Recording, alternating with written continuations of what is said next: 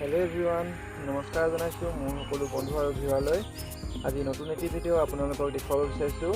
ভিডিঅ'টোত দেখিছেই, এতিয়া যিহেতু তিতা কেৰেলাৰ ছিজন, তাকে ডেৰ বিঘামান কৰা হৈছে।